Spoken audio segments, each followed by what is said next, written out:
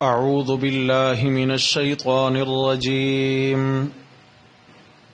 بسم اللہ الرحمن الرحیم انا اعطیناک الکوثر فصل لربک وانحر ان شانئک هو الابتر انا اعطیناک الکوثر، بے شک ہم نے آپ کو عطا فرمائی ہے خیر کثیر۔ فصل لربک وانحر، پس آپ نماز پڑھیے اپنے رب کے لیے اور قربانی کیجیے۔ ان شانئک هو الابتر، بے شک آپ کا دشمن وہی بے نام و نشان ہوگا۔ صدق اللہ، ومن اصدق من اللہ قیلا۔ اللہم صل علی سیدنا و مولانا محمد وعلی آل سیدنا و مولانا محمد وبارک وسلم علیہ۔ گرامی قدر سامعین حضرات محترم، اللہ رب العزت کی توفیق، عنایت اور فضل سے الحمدللہ ہم سورۃ الکوثر میں رسول اللہ صلی اللہ علیہ وسلم کے فضائل، آپ علیہ السلام کے مناقب، آپ علیہ السلام کے کمالات پڑھ رہے ہیں۔ حضرات مفسرین کرام نے جس طرح لفظ کوثر کے بہت سارے معانی بیان فرمائے ہیں اور ہر ایک معنی کے اندر بہت گہرائی ہے اور ہر ایک معنی کے اندر بڑی علمی اعتبار سے وسعت پائی جاتی ہے۔ آپ صلی اللہ علیہ وسلم کا چونکہ ایک ایک کمال بے مثال ہے، آپ علیہ الصلاۃ والسلام کے ایک ایک کمال کو اللہ رب العزت نے ساری کائنات کے حتیٰ کہ حضرات انبیاء علیہ الصلاۃ والسلام کے کمالات سے بھی ممتاز بنایا ہے۔ لفظ الکوثر، اس کا لفظی معنی تو کیا جاتا ہے خیر کثیر، مطلب بہت ساری بھلائیاں۔ کون کون سی ہیں وہ بھلائیاں؟ کوئی ایک بھلائی ہو تو بات کری، اگر کوئی ایک رخ ہو بھلائی کا، بھلائیوں کا تو بات کی جائے۔ آپ صلی اللہ علیہ وسلم کو اللہ رب العزت نے باطنی کمالات سے بھی مالا مال کیا ہے اور ظاہری کمالات سے بھی مالا مال کیا ہے۔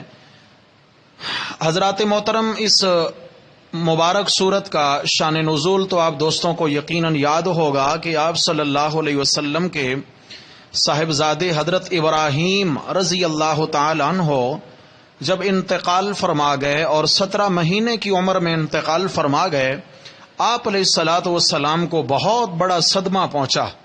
اپنے لخت جگر کی جدائی کا صدمہ آپ علیہ الصلاۃ والسلام کو بہت زیادہ پریشان کر گیا، حتیٰ کہ نبی مکرم صلی اللہ علیہ وسلم اپنے بیٹے کو یاد کر کر کے آپ علیہ الصلاۃ والسلام مختلف انداز سے تذکرے کیا کرتے تھے۔ ایک حدیث میں آیا، لو کان من بعدی نبی لعاش ابراہیم، کہ لوگوں اگر میرے بعد اللہ نے کوئی نبی بنانا ہوتا تو میرے بیٹے ابراہیم کو اللہ زندہ چھوڑ دیتے، کہ میرے بعد پھر میرے بیٹے ابراہیم نبی ہوتے۔ مختلف انداز سے آپ صلی اللہ علیہ وسلم اپنے بیٹے کو یاد کیا کرتے تھے۔ اور پھر ایک حدیث میں آیا کہ آپ علیہ السلام نے فرمایا کہ میرا بچہ دنیا میں رضاعت کی مدت پوری نہیں کر سکا، یعنی دودھ کی عمر پوری نہیں کر سکا، بچے کی دودھ پینے کی عمر 2 سال تک ہوتی ہے اور یہ تقریباً 17 مہینے میں انتقال ہو گیا۔ آپ نے فرمایا اللہ تعالیٰ نے میرے بیٹے کے لیے جنت میں ایک دودھ پلانے والی دایا کا انتظام فرما دیا۔ تو آپ صلی اللہ علیہ وسلم اپنی اہلیہ سیدہ ماریہ قبطیہ رضی اللہ عنہا کو بھی تسلیاں دیا کرتے تھے، چونکہ اولاد جو ہوتی ہے نا، جتنی چھوٹی اولاد ہوتی ہے اتنا وہ ماں کے ساتھ زیادہ مانوس ہوتی ہے، اور بچے جو لڑکپن کی طرف آتے جاتے ہیں تو پھر وہ باپ کے ساتھ مانوس ہوتے جاتے ہیں. تو جتنا بچپن میں جو ہے وہ جدائی ہو جائے تو اتنا ماں کو صدمہ زیادہ پہنچتا ہے، اور پھر عمر کچھ بڑی ہو جائے تو ماں کی محبت کم نہیں ہوتی، لیکن ساتھ باپ کی محبت بھی عروج پہ ہوتی ہے. اللہ تبارک و تعالی اولادوں کے صدموں سے ہر ایک کو محفوظ و مامون فرمائے. بہت بڑا امتحان ہے میرے بھائی، بہت بڑا امتحان. جس صدمے نے رسول اللہ صلی اللہ علیہ وسلم کو رلا دیا ہے وہ صدمہ کتنا بڑا ہوگا. آپ علیہ الصلوۃ والسلام پریشان حال اپنے لخت جگر کی تدفین فرما کر واپس آ رہے ہیں. حضرات یہ حالات جو پیش آئے یہ ہجرت سے پہلے کے واقعات ہیں. ابھی آپ علیہ السلام مکہ میں ہیں، تو آپ صلی اللہ علیہ وسلم کے چچا عبد العزیٰ یعنی ابو لہب اور ایک قریشی سردار عاص بن وائل، انہوں نے آپ صلی اللہ علیہ وسلم کا مذاق اڑانا شروع کیا، آپ صلی اللہ علیہ وسلم کو رنج پہنچانا شروع کیا، اور آپس میں تبصرے کرنے لگے، محفلوں میں جا کے تبصرے کرنے لگے. لو جی، آپ صلی اللہ علیہ وسلم ہمیشہ ہمارے معبودوں کے پیچھے ہاتھ دھو کے پڑے رہتے تھے اور ہمارے معبودوں کی کمزوریاں بتاتے رہتے تھے اور ایک اللہ وحدہ لا شریک کی عبادت کی بات کرتے تھے. اب تو بھائی اس تقریر اور واعظ کے دن بھی بڑے تھوڑے رہ گئے ہیں، چونکہ مشن چلا کرتا ہے نرینہ اولاد یعنی بیٹوں کی وجہ سے. آپ کے بیٹے تو ہیں کوئی نہ، آپ کے انتقال کی دیر ہے، آپ کے ساتھ آپ کا مشن بھی دنیا سے ختم ہو جائے گا اور چلا جائے گا.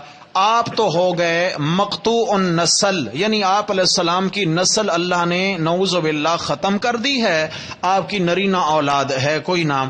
میرے رب نے آپ صلی اللہ علیہ وسلم کو اس غم کی کیفیت میں تسلی دیتے ہوئے سورۃ الکوثر کا نزول فرمایا اور آخر میں فرمایا ان شانئک ھو الابتر.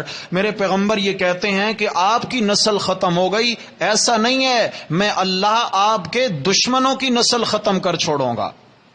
آگے ہم چلیں گے، اس آیت پہ جب بات ہوگی انشاءاللہ مزہ آئے گا کہ قرآن نے کتنا باریکی کی بات بیان فرمائی ہے. تو پھر فرمایا انا اعطیناک الکوثر. میرے محبوب یہ کہتے ہیں کہ آپ کے تذکرے ختم ہو جائیں گے، یہ کہتے ہیں کہ دنیا میں آپ کا کوئی نام لینے والا نہیں ہوگا، بیٹے نہیں ہیں تو مشن ختم ہو جائے گا. انا اعطیناک الکوثر، ہم نے آپ کو کوثر نہیں دے دی ہے یا اللہ کوثر دے دی ہے؟ فرمایا ہاں، ہم نے آپ کو خیر کثیر عطا فرمائی، یہ بھلائی یہ بھلائی یہ بھلائی، یہ کتنی بھلائیاں ہم نے آپ کو عطا کر دی ہیں. میرے پیغمبر، جو اتنا بھلائیوں کا مرکز ہستی ہو اس کا دنیا سے کوئی نام مٹا نہیں سکتا ہے. آپ کا نام بھلا کون مٹا سکتا ہے؟ میں نے اس کے کچھ معنی آپ دوستوں کی خدمت میں عرض کیے. اس کا ایک معنی کیا گیا ہے رفع الذکر، رفع الذکر الکوثر، رفع الذکر. میرے پیغمبر، آپ کا نام کون مٹا سکتا ہے؟ انا اعطیناک الکوثر، ہم نے آپ کے تذکرے خود بلند کر رکھے ہیں، تو ہمارے مقابلے میں کون ہے جو آپ کے تذکرے گھٹا سکے؟ یہاں رک کر احباب ایک بات سن لیجئے گا. نبی کریم صلی اللہ علیہ وسلم ایک دن صحابہ کرام کے مجمع میں واعظ فرماتے ہوئے ارشاد فرمانے لگے لا تطرونی کما اطرت النصارى المسیح ابن مریم، وفی روایت اخری لا ترفعونی فوق منزلتی التی انزلنی اللہ تعالی. لوگو، میرے دنیا سے چلے جانے کے بعد میرا مقام بڑھا نہ دینا، میرا مقام جاگیے گا. میرے پیارے آقا کو مقام کم ہونے کا خطرہ تھا، تو مقام کے بڑھائے جانے کا. اللہ نے جو بڑھا دیا وہ حد ہو گئی.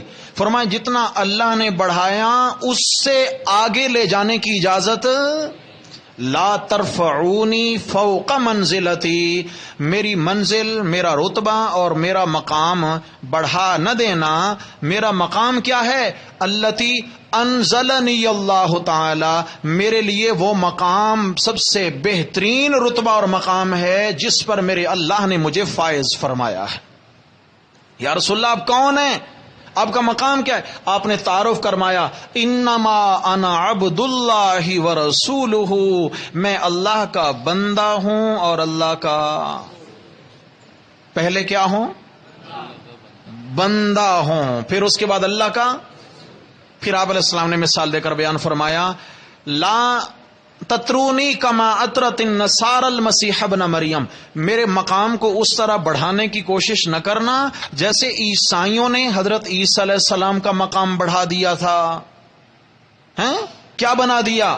کہ انہوں نے عبداللہ سے ابن اللہ بنا دیا۔ حضرت عیسیٰ اللہ کے بندے تھے، انہوں نے اللہ کا بیٹا بنا دیا۔ تو فرمایا تم میرے مقام کو بڑھانے کی کوشش نہ کرنا، کیوں کہ میں مقام عبدیت کے اعلیٰ ترین درجے پر فائز ہوں۔ میری طرف دیکھیے، مقام عبدیت، عبدہ ورسولہ، مقام عبدیت مخلوق کے اعتبار سے جو سب سے اعلیٰ رتبہ، اعلیٰ مقام اور سٹیج تھا، میرے اللہ نے مجھے اس پر پہنچا دیا ہے۔ اگر اس سے آگے لے جانے کی کوشش کرو گے تو مقام عبدیت سے اٹھا کر مقام معبودیت تک مجھے پہنچا دو گے، اور خبردار مجھے معبود بنانے کی اجازت۔ بولیے بھائی۔ اس لیے کہ آپ صلی اللہ علیہ وسلم کو اللہ نے وہاں تک پہنچا دیا جہاں مخلوق کے لیے رتبے کی انتہا تھی۔ آگے مخلوق نہیں، آگے خالق کا رتبہ ہے، اور مخلوق کو خالق کے رتبے تک پہنچانا یہ کسی کے لیے روا اور جائز نہیں ہے۔ تو میرے بھائی اب ذرا یہاں واپس پلٹیے، فرمایا انا اعطیناک الکوثر، میرے پیغمبر ہم نے آپ کو کوثر دی ہے۔ کوثر کا ایک معنی رفع الذکر، ہم نے آپ کے تذکرے خود بلند کر دیے ہیں، یعنی مزید کسی کو بلند کرنے کی اجازت۔ ہاں، جس رتبے پہ پہنچایا اس رتبے کا تذکرہ کرنے کا حکم ہے، اس رتبے پر بات کرنے کی اجازت ہے، مگر اس سے بڑھانے کی اجازت۔ اب واپس آئیے، نبی علیہ الصلوۃ والسلام کو اگر خطرہ تھا تو مقام بڑھ جانے کا، اور بڑھنا یہ خطرے کی بات تھی۔ نبی علیہ السلام کو اپنی شان گھٹ جانے کا خطرہ کون ہے دنیا میں کہ میرا اللہ میرے نبی کا مقام بڑھائے اور دنیا مل کے گھٹانا شروع کرے تو گھٹا سکتی نہیں ہے۔ اس لیے کہ یہ مقام بڑھایا کس نے؟ اللہ نے بڑھا دی۔ اس لیے قرآن مقدس میں فرمایا وَرَفَعْنَا لَكَ ذِكْرَكَ، میرے پیغمبر آپ کے تذکرے ہم نے بلند کیے ہیں، نسبت اپنی طرف۔ وَرَفَعْنَا لَكَ ذِكْرَكَ، میرے پیغمبر جو آپ کے تذکرے ہیں نا، ان میں ایک ایک تذکرے، ایک ایک کمال میں اللہ کی کاریگری ہے۔ وہ جتنا بھی کاریگری ہے کس کی ہے؟ آپ کے ایک ایک کمال میں اللہ رب العزت نے اس کو جلا بخشی ہے اور بلندی نصیب فرمائی ہے۔ آپ علیہ السلام کو مقام گھٹنے کا خطرہ نہیں تھا بلکہ مقام بڑھنے کا تذکرہ تھا۔ تو آپ کے دشمن کہتے ہیں کہ آپ کا نام و نشان مٹ جائے گا، نعوذ باللہ، آپ کی نرینہ اولاد رہی نہیں، ابراہیم بیٹے کا ہو گیا انتقال، اب نام لینے والا ہوگا کوئی نہیں، تو مقام گھٹ جائے گا۔ فرمایا انا اعطیناک الکوثر، میرے پیغمبر ہم نے آپ کے تذکرے خود بلند کر دیے ہیں، اتنا بلند کیے، اتنا بلند کیے، اتنا بلند کیے کہ جہاں میں رب کا ذکر آئے گا وہاں رب کے محبوب کا ذکر آئے گا۔ ایک فریم میں جوڑا ہے میرے محبوب، میں نے دو تذکروں کو ایک فریم میں جوڑا ہے۔ اگر کلمہ کے اندر لا الہ الا اللہ ہے تو محمد الرسول اللہ بھی ضرور ہوگا، ورنہ لا الہ الا اللہ پہ کلمہ مکمل نہیں ہوگا۔ میرے پیغمبر اذان میں اللہ کے تذکرے ہوں گے تو ساتھ آپ کے بھی تذکرے ہوں گے، بغیر آپ کی تعریفوں اور تذکروں کے اذان مکمل۔ نمازوں میں اگر میں اللہ کی تسبیح ہوگی تو ساتھ درود و سلام میرے محبوب پر بھی ہوگا ورنہ نماز مکمل نہیں ہے۔ میرے پیغمبر ذرا دیکھیے، میں اللہ تبارک و تعالی کا قرآن مجید کے اندر بار بار ذکر آیا تو ساتھ میرے نبی کا بھی بار بار ذکر۔ وَرَفَعْنَا لَكَ ذکر، کتنا تذکرہ میرے پیارے نبی صلی اللہ علیہ وسلم، ہم نے آپ کے وجود مسعود کو قرآن مجید میں بیان کر دیا ہے۔ بلکہ یوں کہیں، جملہ کہوں، سو گئے، اچھا، بلکہ یوں کہوں کہ میرے رب نے جو اپنے پیارے نبی کی نعت قرآن میں بیان کر دی ہے نا، اس نعت کے بیان پہ بس ہو گئی ہے۔ جو نعت میرے نبی کی قرآن نے بیان کر دی اس پہ بس ہو گئی۔ اور جو نعت میرا رب بیان کر دے، ساری دنیا کے نعت خان اپنی شاعری کے کمالات دکھا دیں، مگر رب کی کلام کا مقابلہ میرے رب نے کس انداز میں، ایک ایک عضو کا ذکر قرآن میں، آپ صلی اللہ علیہ وسلم کا چہرہ انور، اللہ ہم سب کو دیدار نصیب فرمائے۔ سبحان اللہ، سبحان اللہ۔ حضرت عائشہ صدیقہ رضی اللہ تعالی عنہ کے سامنے حضرت یوسف علیہ الصلوۃ والسلام کے حسن و جمال کا تذکرہ ہونے لگا تو کسی نے تذکرہ کیا کہ آپ علیہ السلام نے فرمایا، جب میں معراج پہ گیا تو میں نے آسمانوں پہ حضرت یوسف علیہ السلام کو دیکھا ہے، اور وہ کتنے خوبصورت ہیں، کتنے خوبصورت ہیں۔ اوتی یوسف شطرم من الحسن، اللہ تعالیٰ نے حسن کو دو حصوں میں بانٹا ہے۔ ایک حصہ اللہ نے ساری مخلوق میں تقسیم کیا ہے، جس میں فرشتے ہیں، جس میں انسان ہیں، جس میں جنات ہیں، جس کے اندر پھول ہیں، کلیاں ہیں، کائنات کی ساری رنگینیوں کے اندر، ساری رعنائیوں کے اندر وہ آدھے حسن کے کمالات موجود ہیں، اور سالم کا آدھا حسن اللہ نے یوسف کے چہرے پہ مل دیا۔ ہوتی یوسف و شطرم من الحسن، منبع حسن بنایا حضرت یوسف علیہ السلام کو۔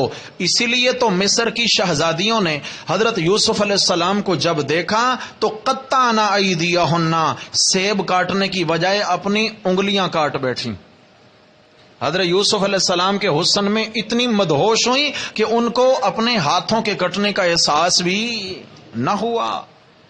حضرت عائشہ صدیقہ رضی اللہ عنہ فرمانے لگی، تو یہ کون سی بڑی بات ہے، یہ کون سی بڑی بات ہے کہ زنانان مصر نے یوسف علیہ السلام کے حسن کو دیکھ کر اپنے ہاتھوں پہ چھریاں چلا دی تھیں۔ لوامی زلیخا لو رأین جبینہ، لوامی زلیخا لو رأین جبینہ لأثرن بالقطع القلوب علی الید۔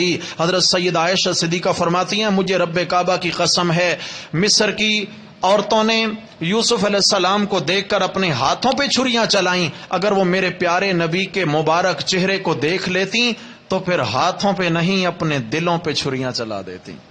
کس پہ؟ دلوں پہ۔ لیکن آپ دوست اگر جاگ رہے ہوں تو بات تھوڑی سی الجھ گئی ہے۔ حضرت یوسف علیہ الصلوۃ والسلام تو ساری دنیا کے مقابلے میں الگ حسین ہیں، تو پھر میرے نبی صلی اللہ علیہ وسلم کہاں گئے؟ دو باتیں ہیں۔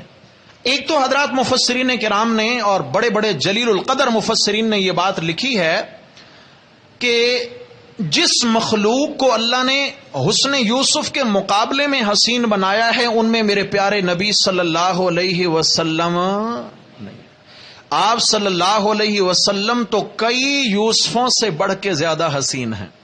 آپ کا جو حسن تھا وہ تو حسن یوسف سے بھی بہت آگے تھا، یہ باقی مخلوق کی بات ہے۔ لیکن اس سے بھی بڑی اور قیمتی بات جو بیان کی بات صحابہ نے، وہ کہتے ہیں کہ حضرت یوسف کے پاس حسن تھا اور میرے نبی کے پاس جمال ہے۔ حسن اور حسن کیا ہوتا ہے، فرق بتا دوں۔ حسن جو ہوتا ہے نا، حسن وہ وقت گزرنے کے ساتھ ساتھ ماند پڑنا شروع ہو جاتا ہے۔ حسن، اچھا بتائیں، جو جوانی میں رعنائیاں چہرے پہ ہوتی ہیں بڑھاپے میں رہتی ہیں، وہ حسن جو ہوتا ہے وہ وقت گزرنے کے ساتھ ساتھ اس کا موسم ختم ہونے لگتا ہے، مگر جمال جو ہے جوں جوں وقت گزرتا جاتا ہے جمال میں نکھار آتا جاتا ہے، جمال میں نکھار آتا جاتا ہے۔ اللہ اکبر۔ تو آپ صلی اللہ علیہ وسلم کا رخ انور، میرے پیارے نبی صلی اللہ علیہ وسلم کا مقدس چہرہ، آپ صلی اللہ علیہ وسلم مدینہ میں ہیں اور حکم آ گیا کہ میرے پیغمبر اب ایسا کرو، بیت اللہ کی طرف منہ کر کے نماز نہیں پڑھنی، مسجد اقصی کی طرف، بیت المقدس کی طرف منہ کر کے نماز پڑھو۔ یہودی بھی ادھر منہ کر کے عبادت کرتے تھے۔ آپ علیہ الصلوۃ والسلام 16 یا 17 مہینوں تک بیت المقدس کی طرف منہ کر کے نماز پڑھتے رہے، مگر دل میں چاہت ہوتی تھی کاش میرا اللہ بابا ابراہیم والا میرا قبلہ تبدیل کر دے۔ مکہ میں جس قبلہ کی طرف منہ کر کے نمازیں پڑھی ہیں 13 سال، تو کاش کہ وہی ہو جائے۔ آپ علیہ السلام کے دل میں خیال آتا، اور اس فرتے انتظار میں آپ علیہ السلام اکثر اپنا چہرہ مبارک آسمانوں کی طرف اٹھا کر دیکھتے، جبرائیل آ تو نہیں رہے کہیں، کیونکہ میرے دل کی کیفیت تو اللہ جانتے نہیں جانتے کہ میرے پیغمبر کے دل میں کیا چاہت ہے۔ ہو سکتا ہے میرے اللہ میری چاہت کا خیال رکھتے ہوئے جبریل کو بھیج دیں۔ آپ علیہ السلام بار بار چہرہ اٹھا کے دیکھتے، میرے رب نے دوسرے پارے کے پہلے صفحہ پر اس انتظار کو بھی قرآن بنایا۔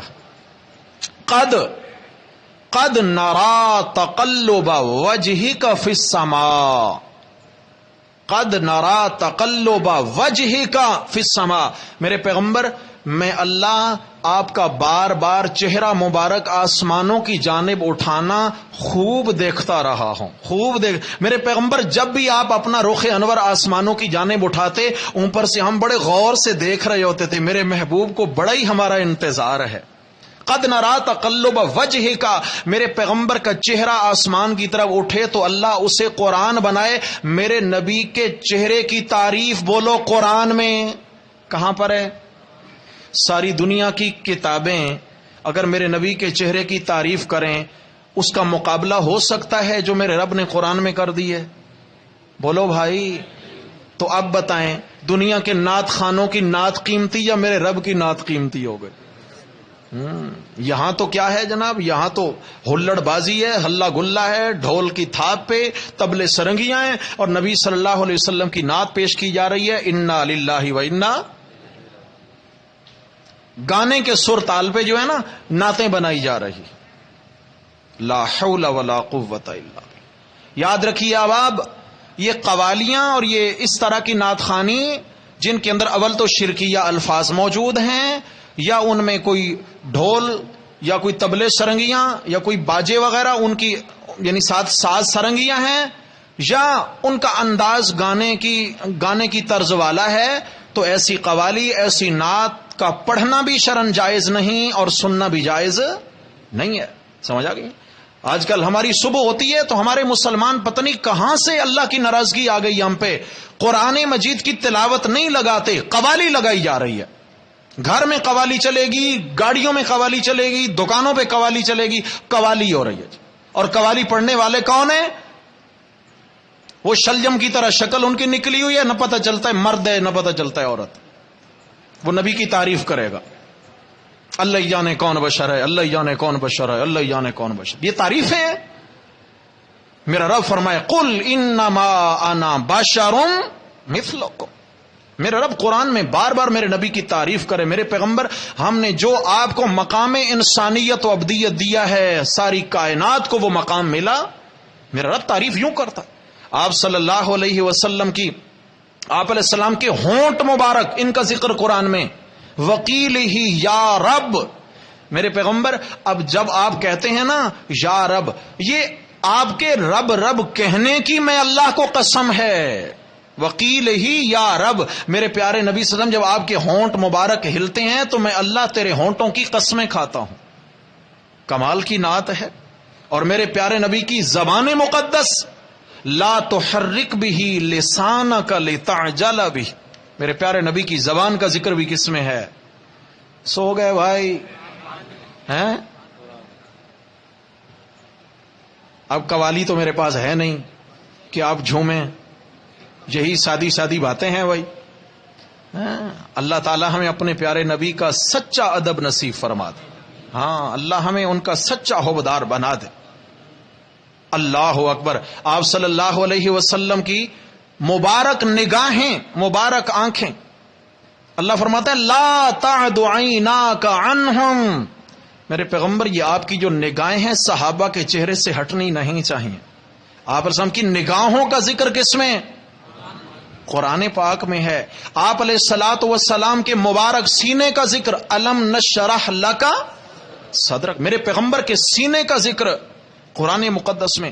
آپ صلی اللہ تعالی علیہ وسلم کے بیٹھنے کا ذکر قرآن میں، لا تقعد بعد ذکر مع القوم الظالمین، لا تقعد، بیٹھنے کا ذکر قرآن. آپ صلی اللہ علیہ وسلم کے کھڑے ہونے کا ذکر قرآن میں، یا ایھا المدثر، آگے قم قم فانذر، کھڑے ہو میرے پیارے پیغمبر، لوگوں کو میں اللہ کی پکڑ سے ڈرانا شروع کیجئے. قم، اٹھیے میرے پاک پیغمبر، اٹھیے. آپ علیہ السلام کی چادر کا ذکر، آپ کے کمبل کا ذکر قرآن میں، یا ایھا المدثر یا ایھا المزمل، میرے نبی کی چادر کا ذکر بھی قرآن میں، آپ کے کمبل کا ذکر بھی. آپ علیہ الصلوۃ والسلام کے مبارک چہرے کے تمام خد و خال قرآن بیان کرتا ہے. والضحیٰ، آپ علیہ السلام کی کنڈل بھری زلفوں کو میرے رب نے بیان کیا. واللیل اذا سجا، ان کالی زلفوں کی بھی ہمیں قسم ہے.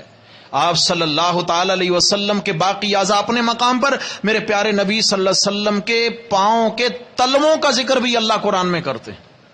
لا اقسم بہذا البلد وانت حل بہذا البلد، میرے پیغمبر ہمیں اس مکہ شہر کی قسم ہے. مولا کیوں اس میں کعبۃ اللہ ہے؟ اس لیے فرمایا نہیں. یا اللہ آپ کو کیوں پیار ہے کہ اس میں زمزم کا کنواں ہے؟ فرمایا نہیں. یا اللہ مقام ابراہیم ہے؟ فرمایا نہیں. صفا ہے، مروہ ہے. یا اللہ یہاں پہ برکات اترتی ہیں. یا اللہ یہ سارے گھروں کا سردار گھر ہے، مکہ کے اندر ہے، اس لیے آپ نے مکہ کی گلیوں کی قسم کھائی. فرمایا نہیں. انت حل بہذا البلد، اس لیے کہ مکہ کی گلیوں میں پڑی کنکریوں کو نسبت آپ کے قدموں کے تلووں سے ہو گئی ہے، اس لیے ہمیں ان سے محبت ہو گئی ہے، ہمیں ان سے محبت ہو گئی. اللہ اکبر. تو میرے پیغمبر، تو میرے بھائیوں عرض یہ کرنا چاہتا تھا کہ الکوثر کا ایک معنی ہے رفع ذکر، تذکروں کا بلند کر دینا، تعریفوں کا. اپنے تو رہے اپنے، میرے پیغمبر بیگانے بھی آپ کی تعریف کیے بنا نہیں رہ سکیں گے. آپ پنجابی سمجھتے ہو نا، تو ایک شاعر نے بڑے خوبصورت انداز میں، پوری ایک نعت ہے مگر اس میں جملہ بڑا عجیب ہے. پنجابی کا شاعر کہتا ہے، کرن دشمن بھی تعریفاں صداقت ہو جئی ہوئے. کرن دشمن بھی تعریفاں صداقت ہو جئی ہو، کہ دشمن بھی مجبور ہو جاتا ہے تعریف کرنے پر. اللہ نے ایسے کمالات دیے میرے پیارے نبی صلی اللہ علیہ وسلم کو. اشعار تو فارسی کے ہیں لیکن امید ہے آپ کو ترجمہ سمجھ میں آ جائے گا. ایک ہندو شاعر، میں نے کتاب میں پڑھا، ایک ہندو شاعر نے آپ صلی اللہ علیہ وسلم کے کمالات کو بیان کی. آپ علیہ السلام کی تعریف کرتا ہے، کہتا ہے، بچشم ضیاء از جمال محمد، بچشم ضیاء از جمال محمد، بقلبم غنا از خیال محمد، مثال محمد چے جوئی نیابی نیابی مثال محمد صلی اللہ. ہندو شاعر نے عجیب کہا، بچشم ضیاء از جمال محمد، کہتا ہے یہ جو میری آنکھوں کا نور مجھے نصیب ہوا ہے نا، محمد الرسول اللہ کے جمال کا صدقہ ہے. بچشم ضیاء از جمال محمد، بقلبم غنا از خیال محمد، کہتا ہے آج جو میرا دل بادشاہ ہے نا، یہ محمد الرسول اللہ کے مبارک خیالات کی برکت سے ہے. مثال محمد چے جوئی، محمد جیسا کہاں سے ڈھونڈو گے، کہاں سے ڈھونڈو گے. مثال محمد چے جوئی، نیابی مثال محمد، محمد جیسی مثال دنیا میں ملنے والی کہو صلی اللہ. علامہ اقبال بھی پیچھے نہ رہے، علامہ اقبال کہو رحمہ اللہ، پیچھے نہ رہے. کہتے ہیں جہاں روشن است از جمال محمد، جہاں روشن است از جمال محمد، دلم زندہ شد از خیال محمد. خوشحال مسجد و مدرسہ و خانقاہ کے درو بود قیل و قال و محمد صلی اللہ. آگے چلیے، ترجمہ انہی کا کرنے لگوں تو الکوثر رہ جائے گا. میں نے شاید پہلے بھی یہ بات سنائی، یاد آ گئی. یہ پاکستان ہندوستان الگ ہونے سے پہلے کی بات ہے، پارٹیشن سے پہلے کی بات ہے، دلی میں ایک بہت بڑا مشاعرہ ہوا اور اس مشاعرے کو باقاعدہ کتابی شکل میں شائع کیا گیا. وہ کتاب میرے پاس موجود ہے کتابی شکل میں، اردو میں. بہت بڑا مشاعرہ ہوا اور اس مشاعرے کا مطلب یہ ہوتا ہے کہ ایک شاعر آتا ہے اور وہ آ کر ایک مصرع پڑھ دیتا ہے اور چیلنج ہوتا ہے کہ اس مصرے کا اگلا مصرع لوگ بنائیں، شاعر بنائیں، اور جس کا مصرع زیادہ فٹ آئے گا پھر وہ پہلا نمبر پائے گا، وہ کامیاب پائے گا. تو چنانچہ سوال بھی ایک ہندو شاعر کا، اور پھر اس کے بعد اگلی بات جب اس کو جا کے مکمل کیا تو بھی ایک ہندو شاعر نے. میں نے عرض کیا تھا نا، میرے پیغمبر ہم آپ کے تذکرے اتنا بلند کریں گے، اتنا بلند کریں گے کہ دشمن کی زبان پر بھی تیری تعریفیں ہوں گی، دشمن کی زبانوں پر بھی آپ کے نغمے جاری ہوں گے، اپنے تو اپنے، بیگانے بھی آپ کی تعریف کیے بنا نہیں رہ سکیں گے. تو کسی شاعر نے ایک مصرع بول دیا کہ بھائی چیلنج ہے، اس کا دوسرا مصرع بنائیے. مصرع یہ تھا، اس لیے تصویر جانا ہم نے کھنچوائی نہیں. اس لیے یہ دوسرا تھا، پہلا بنائیے. اس لیے تصویر جانا ہم نے کھنچوائی نہیں. شاعر آتے رہے، کرتے رہے. کسی نے کہا ایک سے جب دو ہوئے لطف یکتائی نہیں، اس لیے تصویر جانا ہم نے، کہ جب ایک سے دو ہو جائیں تو لطف یکتائی ختم ہو جاتا ہے. کرتے کرتے کافی سارے ہیں. آخر میں آ کر ایک ہندو شاعر نے کمال کر دیا. اللہ تعالی دشمن کی زبان پہ یہ بات جاری کرتے ہیں، میرے پیارے نبی کی یہ معجزات ہیں. ہندو شاعر نے کمال کی بات کہی. جملہ کیا تھا؟ اس لیے تصویر جانا ہم نے کھنچوائی نہیں. اس سے پہلا جملہ اس نے کہا، بت پرستی دین احمد میں کہیں آئی نہیں. بت پرستی دین احمد میں کہیں آئی نہیں، اس لیے تصویر جانا ہم نے کھنچوائی نہیں. صلی اللہ علیہ ورفعنا لک ذکرک. میرے محبوب آپ کے تذکرے میں اللہ بلند کر دوں گا. میرے پیارے نبی صلی اللہ علیہ وسلم آپ کے تذکرے میں اتنے بلند کروں گا، اتنے بلند کروں گا کہ جہاں رتبے اور کمال کی انتہا ہوگی، میں اللہ آپ کو وہاں لا کے کھڑا کروں گا. انا اعطیناکل کوثر. آپ کیوں گھبراتے ہیں؟ اگر آپ کے بیٹے ابراہیم دنیا سے چلے گئے، دشمن کہتے ہیں کہ آپ کا نام و نشان مٹ جائے گا. میرے پیغمبر جس کے تذکرے فرش سے عرش پر ہوں اس کا کوئی نام مٹا سکتا ہے؟ جس کے تذکرے قرآن میں ہوں اس کا کوئی نام مٹا سکتا؟ تو میرے بھائی، الکوثر کا ایک معنی کیا ہے؟ رفع الذکر، تذکروں کا بلند ہونا. زندگی رہی تو ایک معنی اگلے درس میں. اقول قولی ھذا استغفر اللہ.